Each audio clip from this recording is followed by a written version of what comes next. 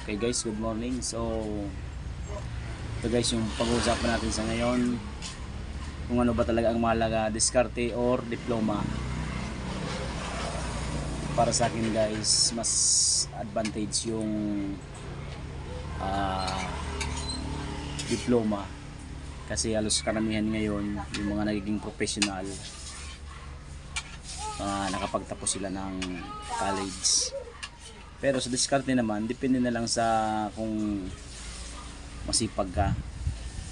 Kasi yung iba nga, mga elementary graduate lang, pero tingnan mo, umaangat yung pagkabuhay nila. Pero kung tutusin talaga, karamihan sa nagiging professional, mga nagiging uniform personnel, engineer, so kailangan talaga ng diploma. Yan. Hindi naman ako against sa diskarte lang, kung baga neutral lang tayo. So base kasi sa aking experience din, pag may diploma ka, halimbawa kung maghanap ka ng trabaho, dali ka makakakuha ng trabaho. Kaysa kung diskarte naman, talagang kailangan mo magsumika para umangat ka rin sa buhay. So, pero yung iba naman, diskarte lang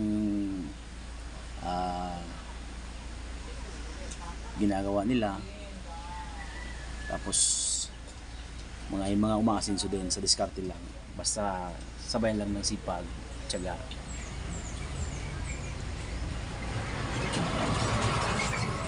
Yan din ang magiging basihan natin, dapat diskarte rin. Kasi ako nga dati, yung mga kasamahan ko na sa automotive, nagklase ng Tesla, may mga nasa ibang bansa na ngayon.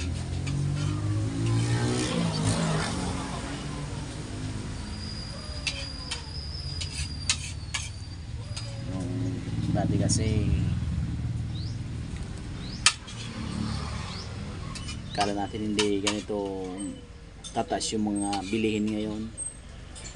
Yung mga bilihin ngayon, grabe na katataas. Kaya kailangan talaga ng diskarte.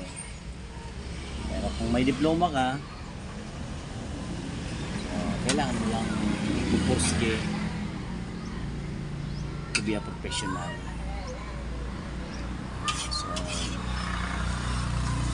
dito lang tayo guys. Don't forget to follow, please like and share and subscribe ang aking YouTube channel, Dexu Vlog, and then ang aking Facebook din, Dexter Mendeber. Bye guys. Thank you.